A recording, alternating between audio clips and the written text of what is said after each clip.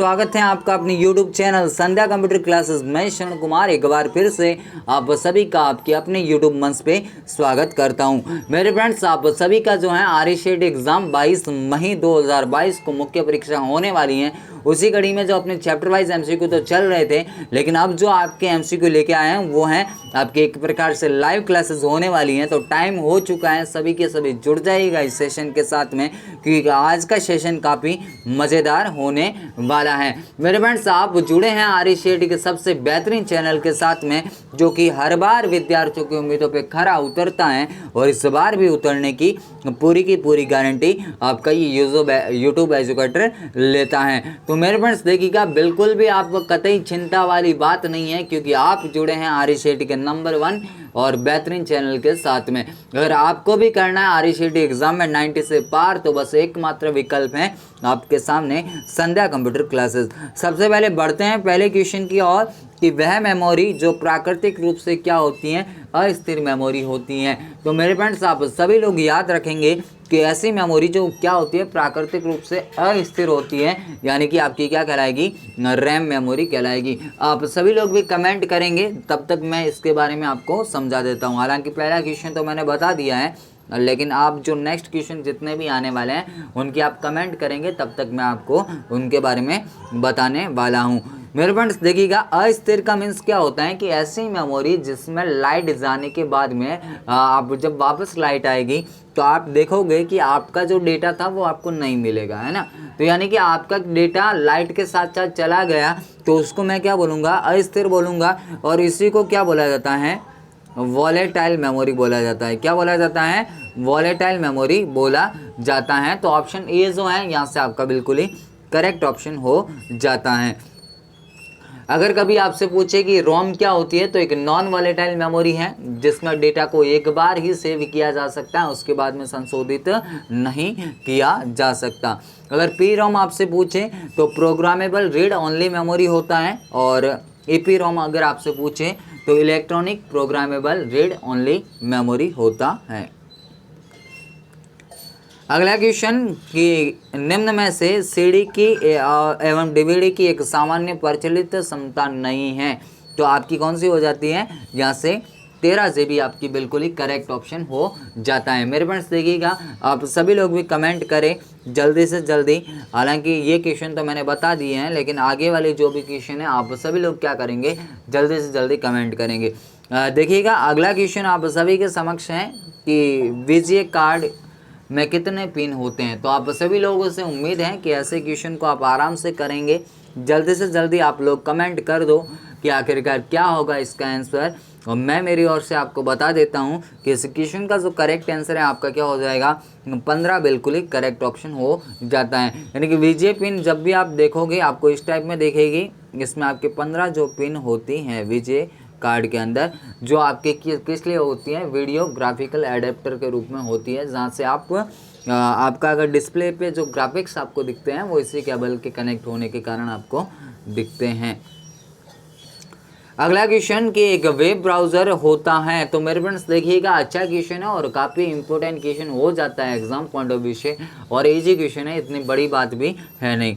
तो जल्दी से जल्दी आप सभी लोग कमेंट करें कि इनमें से क्या होता है आपका वेब ब्राउज़र। क्या सिस्टम सॉफ्टवेयर होता है, या एप्लीकेशन सॉफ्टवेयर होता है, या दोनों होता है।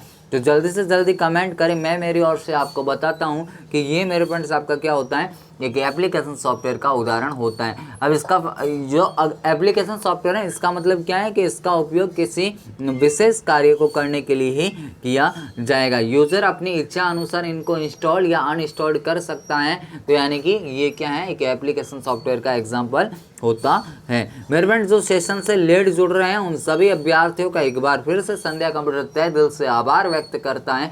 आप जुड़े हैं आरईसीटी के सबसे बेहतरीन प्लेटफॉर्म के साथ में, जो इस बार आपको आरईसीटी एग्जाम में 90 से पार करवाने वाला है। मेरे फ्रेंड्स, जो विद्यार्थी मेरे से रेगुलर जुड़ते हैं, मैं यकीन के साथ, दावे के साथ कहता हूं, ये मेरा एक्सपीरियंस बोलता है कि जिसने ईमानदारी के साथ में सेशन लिए हैं, निश्चित है उसने सफलता पाई है 90% से क्रॉस। मेरा हमेशा एम यही रहता है कि जो विद्यार्थी मेरे से पढ़े उसके RHAT में कम से कम 90 से कम तो नहीं आने चाहिए। मेरे पास मेरा खुद का पर्सनल सेंटर है, तो वहाँ से भी हर एक विद्यार्थी 90 से पार जाता है, और आपको भी है डिजिटल माध्यम से जो आपको 90 से पार करवाने की जिम्मेदारी पूरी की पूरी मेरी है। एक बार आप विश्वास करके देखिएगा, रिजल्ट जो है आपको 22 तारीख के दिन देखने को मिलने वाला है। अगला क्वेश्चन है आप सभी के समक्ष, तब तक आप लोग कमेंट करें कि DPI का पूरा नाम क्या होता है। तो मेरे फ्रेंड जल्दी से जल्दी आप सभी लोग कमेंट करें कि आखिरकार क्या होगा DPI का पूरा नाम।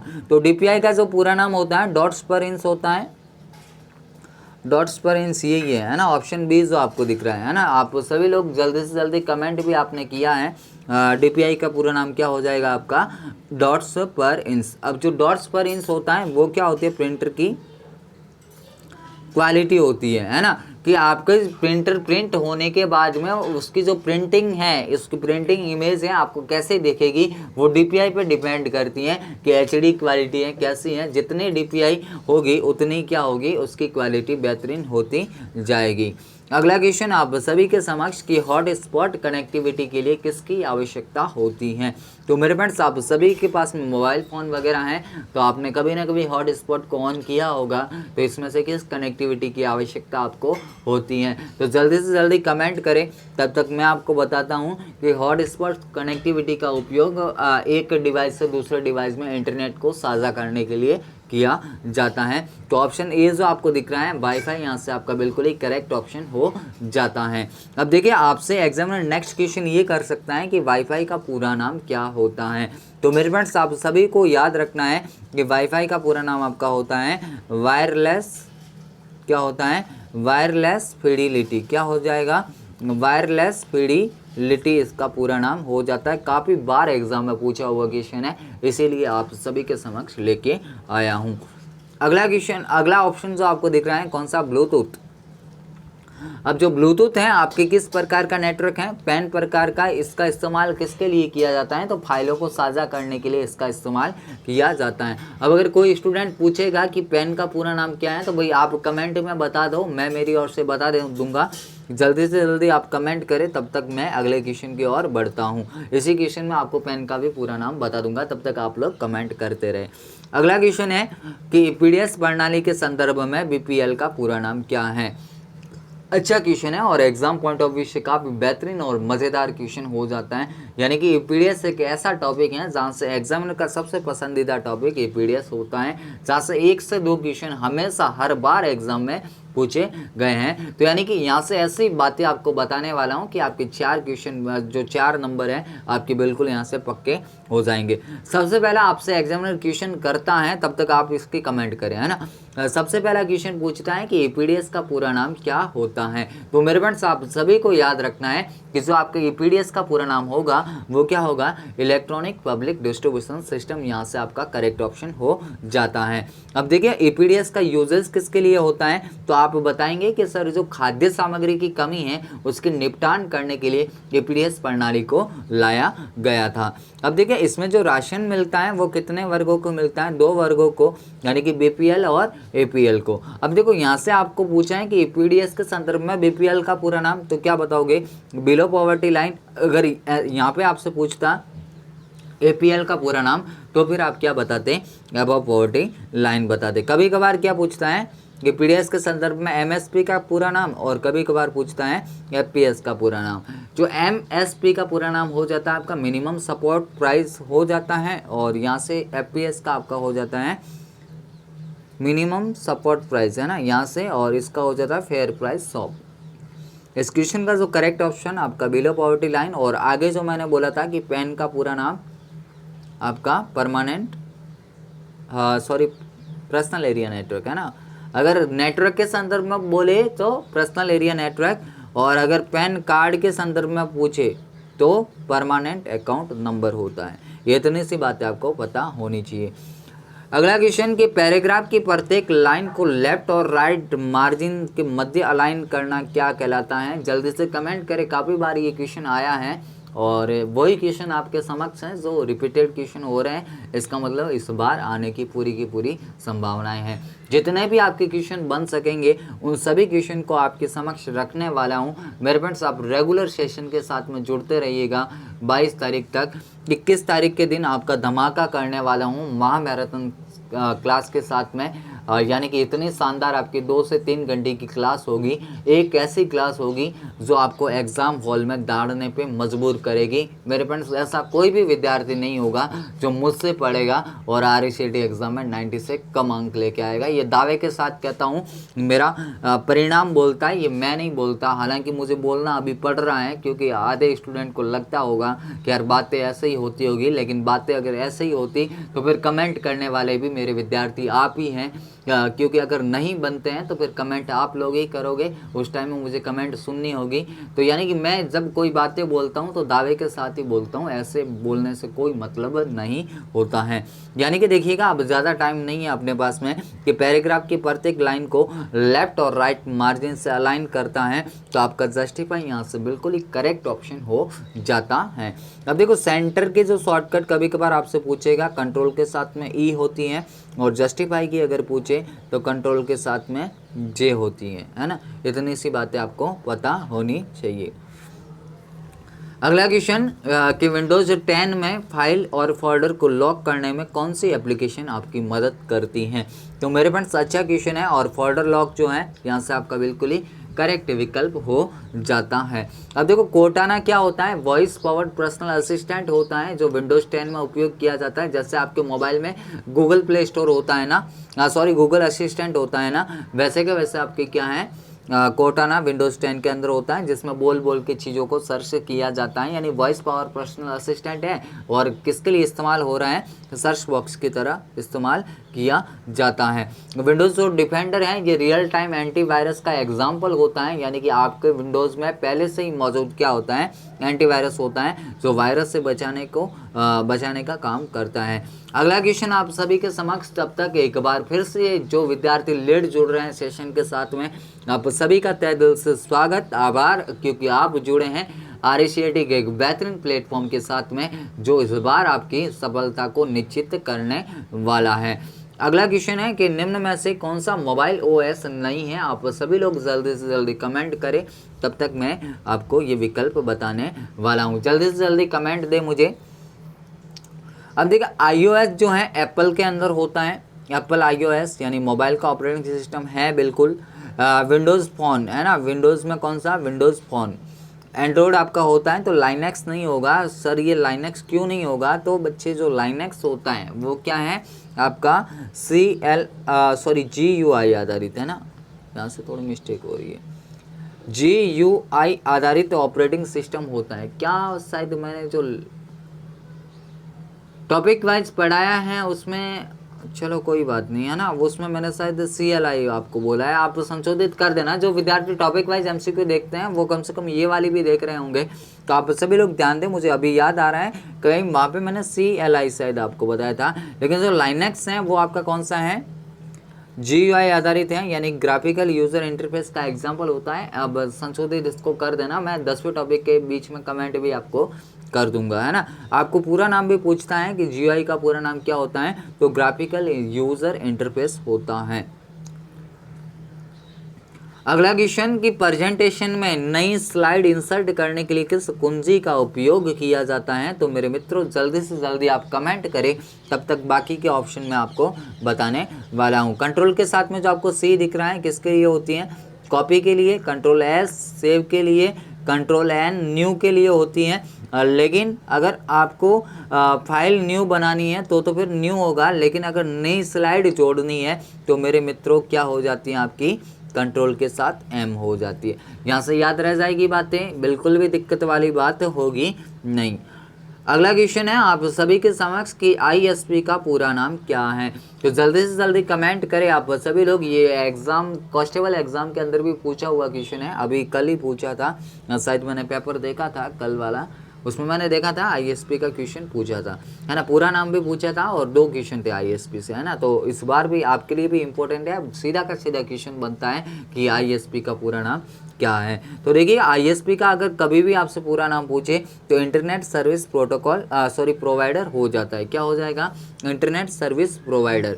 अब जो आईएसपी होती क्या है, तो एक टेलीकॉम कंपनी होती है जो क्या करती हैं, आपको इंटरनेट की सेवाएं प्रदान करती हैं। अगर मान के चलो कि आपके पास में एयरटेल की सिम कार्ड है, वोडाफोन की हैं, जियो की हैं, तो ये सारी की सारी सिम कार्ड आपको क्या कर रही है, नेट की सेवाएं प्रदान कर रही है, इंटरनेट की सेवाएं प्रदान कर रही हैं। तो आपके डिवाइस के लिए आईएसपी का काम ये सारी कंपनीज करने वाली है। तो मेरे फ्रेंड्स उम्मीद है कि आप सभी लोग कमेंट में सही उत्तर दे रहे हैं। आप सभी को बेस्ट ऑफ लक। आप जुड़े हैं बेहतरीन चैनल के साथ में जो आपकी सफलता को सुनिश्चित करने वाला है, आपकी तैयारी में जान डालने वाला है। और जो विद्यार्थी मेरे से पढ़ेगा 90% से पार आराम से जाएगा। मेरे फ्रेंड्स बिल्कुल भी दिक्कत वाली बात नहीं है। काफ़ी स्टूडेंट कमेंट भी करते हैं कि सर पहली बार एग्ज़ाम दे रहे हैं। भाई सभी का पहली बार होता है ना, सभी का एग्ज़ाम आरएससीटी एग्ज़ाम पहली बार ही होता है। और आप पुराने स्टूडेंट का रिव्यू देख लेना कि काफ़ी शानदार और धुएंधार तरीके से यहाँ से क्वेश्चन बनते हैं। और उन्होंने 2 से 3 दिन पढ़ के भी आधे स्टूडेंट ने 90 से क्रॉस किया था। तो भाई आप तो अभी से जुड़े हैं, अभी आपके पास बहुत सारा टाइम है। अगला क्वेश्चन कि निम्न में से कौन सी सुविधाएं आपकी कंप्यूटर की स्थिति, सिस्टम फाइलों, इंस्टॉल्ड एप्लीकेशन, विंडोज़ रजिस्ट्री और सिस्टम सेटिंग को पिछली बार की तुलना में वापस लाने के लिए प्रयोग में की जाती हैं। तो सिस्टम रीस्टोर जो है यहाँ से आपका बिल्कुल ही करेक्ट ऑप्शन हो जाता है। आप सभी लोगों ने लगभग कमेंट सही दी होंगी, मुझे उम्मीद है आप सभी से। अगला क्वेश्चन कि छोटी दूरी पर डेटा को 2 माध्यमों में आदान प्रदान करने के लिए किसका इस्तेमाल किया जाए? जल्दी से जल्दी कमेंट करो, है ना, तब तक बाकी का ऑप्शन मैं आपको बताता हूँ। अब जो देखिए आपको जो जॉयस्टिक दिख रहा है, ये आपका क्या होता है, वीडियो गेम को कंट्रोल करने के लिए एक इनपुट डिवाइस होती है। ट्रैक पॉइंट आपका क्या है? ट्रैक पॉइंट भी आपकी एक पॉइंटिंग इनपुट डिवाइस होती है जिसका उपयोग आप बोल सकते हैं एक छोटे जॉयस्टिक की तरह किया जाता है, जो कर्सर को मूवमेंट कराने का काम करता है। जो ब्लूटूथ आपको दिख रहा है वो आपकी क्या है, छोटी दूरी पर फाइलों को भेजने के लिए होता है। हालांकि इसकी गति धीमी होती है और ये पैन प्रकार का नेटवर्क होता है, यानी कि पर्सनल एरिया नेटवर्क होता है। उम्मीद है आप सभी ने लगभग यहाँ से क्या किया है, कमेंट में सही उत्तर दिया है। अगला क्वेश्चन आप सभी के समक्ष कि निम्न में से कौन सा ऑपरेटिंग सिस्टम नहीं है? तो मेरे फ्रेंड्स अच्छा क्वेश्चन हो जाता है आपके एग्जाम पॉइंट ऑफ व्यू से। आप सभी लोगों से उम्मीद है कि आप इसका भी मुझे क्या करेंगे, करेक्ट ऑप्शन देंगे। देखिएगा ऑपरेटिंग सिस्टम कौन सा नहीं है, तो देखिएगा डॉस होता है, डॉस का मीन्स MS डॉस। तब तक आप लोग कमेंट करें। डॉस का मीन्स MS डॉस, विंडोज़ भी होता है, लाइनेक्स भी होता है। जो ओरेकल आपको दिख रहा है ये बच्चे नहीं होता है ना, ओरेकल आपका नहीं होगा। तो यहाँ से मेरे ख्याल से सभी ने लगभग करेक्ट आंसर दिया है। अब देखो कभी कभार MS डॉस का क्वेश्चन पूछा जाता है। आप सभी से मेरा एक क्वेश्चन है कि MS डॉस को किस प्रकार का ऑपरेटिंग सिस्टम बोला जाता है, ये कौन सी प्रणाली पे आधारित है, क्या ये मल्टीटास्किंग को लागू करता है या नहीं करता है, ये बातें आपको कमेंट में बतानी है। यानी कि जो भी विद्यार्थी रेगुलर जुड़ रहे हैं भाई, आप सभी से उम्मीद है कि मैंने जो 2 क्वेश्चन आपको दिए हैं कि MS जो डॉस है वो कौन सी अवधारणा पे काम करता है, और दूसरा मेरा क्वेश्चन ये है कि ये मल्टीटास्किंग को लागू करता है या नहीं करता। दोनों बातें आपको बतानी है। अगर नहीं बताओगे तो भाई मुझे तो बतानी है, आपका थोड़ा IQ जानना है कि कहाँ तक आपको बातें समझ में आई हैं, क्योंकि ये सारी बातें मैं चैप्टर वाइज MCQ के अंदर आपको करवा चुका हूँ। अगला क्वेश्चन है आप सभी के समक्ष कि निम्न में से सर्च इंजन का उदाहरण कौन सा है? तो अच्छा क्वेश्चन हो जाता है, आप सभी लोग कमेंट करें, तब तक मैं आपको बाकी के ऑप्शन बताता हूं कि जो पेटीएम है, पेटीएम आपका एक प्रकार से मोबाइल वॉलेट भी होता है और आपका एक प्रकार से सोशल नेटवर्क ई-कॉमर्स साइट भी होती है। जो फ्लिपकार्ट है ये भी आपकी ई-कॉमर्स साइट है। जो गूगल आपको दिख रहा है ये आपका क्या होता है, सर्च इंजन होता है। गूगल, याहू और बिंग, ये तीनों के तीनों क्या है, आपके सर्च इंजन के एग्जाम्पल होते हैं। तो आप सभी ने लगभग करेक्ट ऑप्शन दिया है। आप सभी का स्वागत है इस चैनल पे। जो विद्यार्थी सेशन से लेट जुड़ रहे हैं भाई, आप सभी का दिल से आभार, आप जुड़े हैं RCAT के सबसे नंबर 1 चैनल पे और बेहतरीन चैनल के साथ में, जो आपको इस बार 90 से पार करवाने की पूरी गारंटी लेता है। मेरे फ्रेंड्स, अगर आपको करना है RCAT एग्जाम में 90 से पार, तो आपके सामने मात्र एकमात्र विकल्प है जिसका नाम है संध्या कंप्यूटर क्लासेस। जो विद्यार्थी यहाँ से नहीं पढ़ेगा, देख देख लेना, बाद में कहीं ना कहीं आपको पछताना ना पड़े। अगला क्वेश्चन है आप सभी के समक्ष कि निम्न में से कौन सा ईमेल क्लाइंट है। तो जल्दी से जल्दी आप सभी लोगों से उम्मीद है कि आप कमेंट में मुझे करेक्ट आंसर देंगे। और इस क्वेश्चन का जो राइट आंसर है आपका क्या हो जाता है, जीमेल यानी कि गूगल मेल, यहाँ से आपका करेक्ट ऑप्शन हो जाता है। सर ये टॉप लेवल डोमेन क्या होता है, तो विद्यार्थियों देखिएगा, ये जो टॉप लेवल डोमेन कोड है किसी भी वेबसाइट के पीछे जुड़ते हैं, जैसे .com में होता है, .org है, .net है, .edu है, आपने ऐसे देखे होंगे ना, यही आपके क्या होता है, डोमेन कोड होता है। कभी कभार तो सीधा पूछते हैं कि .com कॉमर्शियल के लिए होता है, org संगठन के लिए, .net जो है आपका नेटवर्क के लिए होता है। ये सीधे क्वेश्चन कभी कभार आपसे पूछे जाते हैं। अगला क्वेश्चन है आप सभी के समक्ष कि SBI बड़ी क्या है। तो विद्यार्थियों जल्दी से जल्दी आप सभी लोग आंसर करें। उम्मीद है मुझे कि आप करेक्ट ऑप्शन मुझे सोच करके बताने वाले हैं। जब बैंक खाता तो आपका नहीं होता भाई, बैंक खाता होगा ही नहीं, कॉमन सेंस सी बात है। क्या एक खेल हो सकता है क्या, नहीं। क्या होगा, मोबाइल वॉलेट एप्लीकेशन होगा। क्या होगा, मोबाइल वॉलेट एप्लीकेशन होगा, जो किसने जारी किया है, SBI ने जारी किया है अपना खुद का मोबाइल वॉलेट एप्लीकेशन।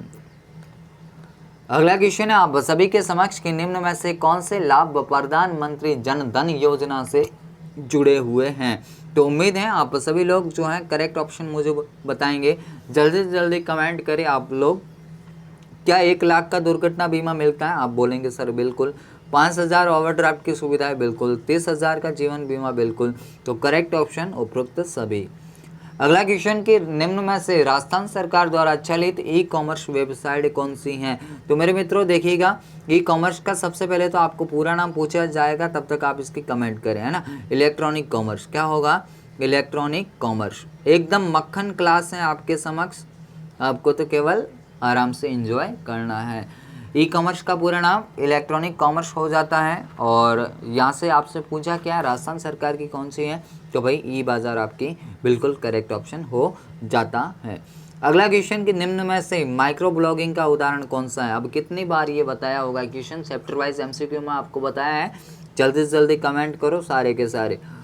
देखो माइक्रो ब्लॉगिंग का मतलब होता है सूक्ष्म ब्लॉगिंग, यानी कि ऐसा ब्लॉग जिसको आप छोटे कैरेक्टर के अंदर ही लिख सकते हो, यानी कि एक आपका कैरेक्टर उसमें लिमिट होंगे, है ना। 140 कैरेक्टर ही हो सकते हैं, तो वो आपका कौन सा होता है, ट्विटर हो जाता है।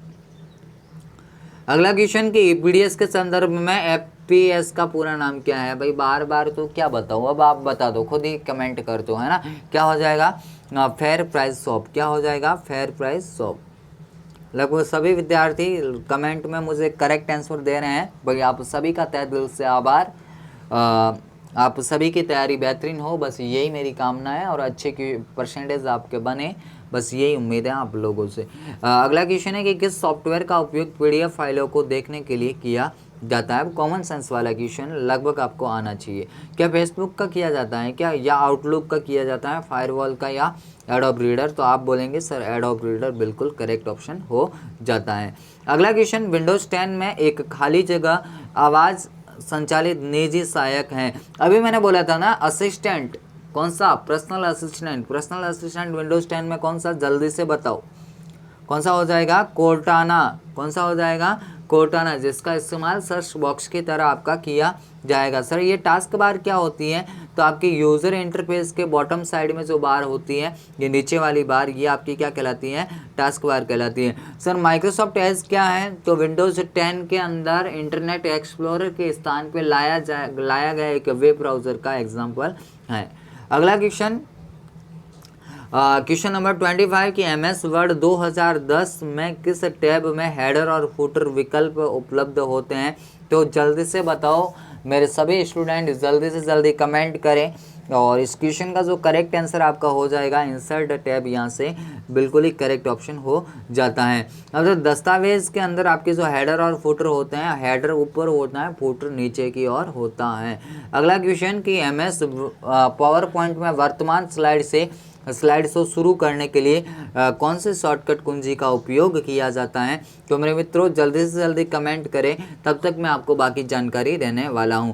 देखो पावर पॉइंट के अंदर जब भी आप काम करोगे, अगर आपको स्लाइड शो शुरू करना है तो F5 होती है, अगर स्लाइड शो को बंद करना होता है तो एस्केप होती है। लेकिन अगर आपसे कभी पूछे कि जिस स्लाइड पे आप काम कर रहे हो उसी स्लाइड से अगर करना है तो शिफ्ट के साथ में F5 होता है। लगभग आप सभी लोग कमेंट में करेक्ट आंसर दे रहे हैं, तो भाई आप सभी का तहे दिल से आभार। अगर जो विद्यार्थी लेट जुड़े हैं, अगर आपका स्वागत नहीं हुआ है तो भाई आप सभी का स्वागत। आप जुड़े हैं RCET के नंबर 1 और बेहतरीन चैनल के साथ में। दावे के साथ कहता हूं कि RCET एग्जाम में 90 से पार करवाने से आपको दुनिया की कोई भी ताकत नहीं रोक पाएगी। बस शर्त यह है कि आपको सेशन को ईमानदारी से अटेम्प्ट करना है, मैराथन क्लास को भी देखना है, चैप्टर वाइज MCQ भी देखना है। फिर अगर नहीं बने तो भाई आप बोल देना मुझे कि सर जैसा आपने बोला था वैसा सब कुछ किया लेकिन नहीं बने, है ना। हालांकि ऐसी नौबत अगर आ जाए ना तो मेरे फ्रेंड्स देख लेना, आप बहुत ही उस दिन अलग हो जाएगा। फिर CD या DVD पर डेटा जैसे संगीत, फोटो, दस्तावेज आदि लिखने की प्रक्रिया क्या कहलाती हैं। जल्दी से कमेंट करें, तब तक मैं आपको बताता हूँ। एक CD का क्वेश्चन पूछा जाता है। CD का पूरा नाम कॉम्पैक्ट डिस्क होता है और DVD का जो पूरा नाम है डिजिटल वीडियो डिस्क भी होता है, डिजिटल वर्सेटाइल डिस्क दोनों नाम होते हैं। और इसमें आपके डेटा को लिखने की जो प्रोसेस है आपकी बर्निंग कहलाती है। आप सभी लोगों ने लगभग क्या किया है, कमेंट में करेक्ट ऑप्शन चूज किया है। अगला क्वेश्चन कि निम्न में से कौन सा मोबाइल से भुगतान में प्रयोग नहीं किया जाता है। तो मेरे फ्रेंड्स देखिए, अगर मोबाइल से भुगतान में प्रयोग नहीं किया जाता तो देखिएगा फ्री चार्ज होता है, पेटीएम भी होता है, SBI बड़ी भी है। आप जल्दी से कमेंट कर दो क्या होगा, पॉइंट ऑफ सेल होगा। अब कभी कभार आपसे सीधा क्वेश्चन पूछेगा कि POS का पूरा नाम क्या है, तो आपको बताना है पॉइंट ऑफ सेल। सर ये पॉइंट ऑफ सेल होता क्या है, तो एक मशीन होती है स्टूडेंट जो क्या करती हैं, आपके क्रेडिट कार्ड और डेबिट कार्ड को स्वाइप करके ट्रांजैक्शन की अनुमति प्रदान करती हैं। अगला क्वेश्चन है इंपॉर्टेंट क्वेश्चन ये भी है, कभी कभार सीधा का सीधा क्वेश्चन आपसे पूछा जाता है। ये कॉम्बिनेशन कुंजी है, जल्दी से बताओ सारे के सारे, है ना। कॉम्बिनेशन का मीन्स क्या होता है कि ऐसे की जिनका क्या नहीं होगा, सिंगल यूज नहीं होगा। क्या नहीं होगा, सिंगल यूज नहीं होगा। जब भी इनको यूज करना होगा तो किसी न किसी की के साथ में इनको क्या करना होगा, कंबाइंड करना होगा। तो अल्ट कंट्रोल शिफ्ट यहाँ से आपका करेक्ट विकल्प हो जाता है। मेरे फ्रेंड जिस दिन 22 तारीख के दिन आपके हाथों में पेपर आएगा, पेपर बिल्कुल हलवा लगने वाला है, क्योंकि आपका पेपर मैं पहले से ही लिख कर दूंगा। यानी कि वही क्वेश्चन आपको देखने को मिलेंगे जो मेरे द्वारा आपको करवाए जा रहे हैं। मेरे फ्रेंड्स आप खुद बोलेंगे कि कई पेपर संध्या कंप्यूटर से ही तो नहीं बना, है ना, आप खुद बोलेंगे, ये देख लेना। अगला क्वेश्चन है कि निम्न में से कौन सा एक साइबर सुरक्षा का प्रकार है। तो विद्यार्थियों देखिएगा, साइबर सुरक्षा का प्रकार आपका कौन सा हो जाएगा, एंटीवायरस हो जाएगा। क्यों होगा, क्योंकि ये आपके सिस्टम को वायरस से बचाने का काम करता है। अगला क्वेश्चन जो आपको दिख रहा है कि HDMI पोर्ट का विस्तारित रूप क्या है। तो विद्यार्थियों जल्दी से जल्दी आप सभी लोग कमेंट करें कि क्या होगा। तो आपका इसका जो करेक्ट ऑप्शन हो जाता है हाई डेफिनेशन मल्टीमीडिया इंटरफेस, यहाँ से बिल्कुल ही करेक्ट ऑप्शन हो जाता है। कभी कभार क्वेश्चन क्या पूछता है कि HDMI में HD का मतलब क्या है। तो HDMI में जो HD का मतलब होता है वो आपका क्या होता है, हाई डेफिनेशन होता है। अगला क्वेश्चन आप सभी की स्लाइड पे जैसा आपको दिख रहा है कि माइक्रोसॉफ्ट ऑफिस पिक्चर मैनेजर इनमें से कौन सा है या फिर क्या है। तो आपको बताना है कि माइक्रोसॉफ्ट ऑफिस पिक्चर मैनेजर मूल तस्वीर प्रबंधन सॉफ्टवेयर होता है जो आपके तस्वीरों का मैनेजमेंट करने का काम करता है। अगला क्वेश्चन कि डॉक्यूमेंट को स्वतः सही करने के लिए हम किसका उपयोग करते हैं। तो विद्यार्थियों जल्दी से जल्दी आप लोग कमेंट करें कि आखिरकार क्या होगा इसका करेक्ट ऑप्शन। और आपका करेक्ट ऑप्शन जैसा मुझे दिख रहा है ऑटो करेक्टर फीचर, है ना, ऑटो करेक्ट फीचर, यहाँ से ऑप्शन ए। अगला क्वेश्चन जो आपको दिख रहा है कि वर्कशीट में हॉरिजॉन्टल और वर्टिकल लाइनों को क्या कहा जाता है। तो मेरे फ्रेंड्स जो आपकी जो हॉरिजॉन्टल और वर्टिकल लाइनें हैं आपकी क्या कहलाएगी, ग्रिड लाइंस कहलाती हैं। यानी कि ये जो है हॉरिजॉन्टल और वर्टिकल लाइनें आपकी ग्रिड लाइंस कहलाती हैं। और ये जो पूरा का पूरा है आपका सेल कहलाता है ना, एक जो शीट के अंदर जो आपकी सेल कहलाती है।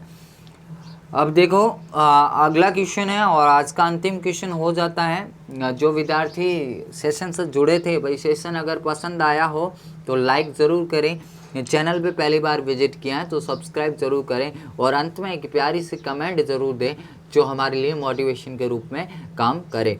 अगला क्वेश्चन है कि एक्सेल में बनी हुई फाइल का डिफ़ॉल्ट नाम क्या होता है? तो जल्दी से कमेंट करें आप सभी लोग, मैं मेरी ओर से आपको बताने वाला हूँ। डॉक्यूमेंट जो बुक फर्स्ट आपको दिख रहा है ये किसका हो जाता है? एक्सेल की डिफ़ॉल्ट नाम हो जाता है। तो सर MS वर्ड का क्या होता है? तो बच्चे MS वर्ड का जो होता है डॉक्यूमेंट फर्स्ट होता है, पावर पॉइंट का प्रेजेंटेशन फर्स्ट होता है। अब मैंने जो आगे आपसे क्वेश्चन पूछा था कि MS DOS किस अवधारणा पे काम करता है? तो CLI यानी कमांड लाइन इंटरफेस पे काम करता है या कमांड यूज़र इंटरफेस पे काम करता है। उसके बाद में मैंने और आपसे पूछा था कि क्या ये मल्टीटास्किंग को लागू करता है या नहीं करता? तो आपको बताना है नहीं करता, यानी कि MS वर्ड में एक समय में केवल एक ही काम किया जा सकता है। तो मेरे फ्रेंड्स ये थे आज के आपके टॉप मोस्ट 35 क्वेश्चन। जो विद्यार्थी लेट जुड़े, भाई अगर स्वागत नहीं हुआ है तो आप सभी का दिल से आभार, आपने एंड तक क्लास को देखा। और अगर सेशन पसंद आए तो सेशन को लाइक ज़रूर करना और इस चैनल पे पहली बार विजिट कर रहे हैं तो सब्सक्राइब ज़रूर करना। अभी के लिए इतना ही, मिलेंगे एक नेक्स्ट सेशन के साथ में। तब तक के लिए आपकी रात मस्त हो और आपकी तैयारी ज़बरदस्त होगी।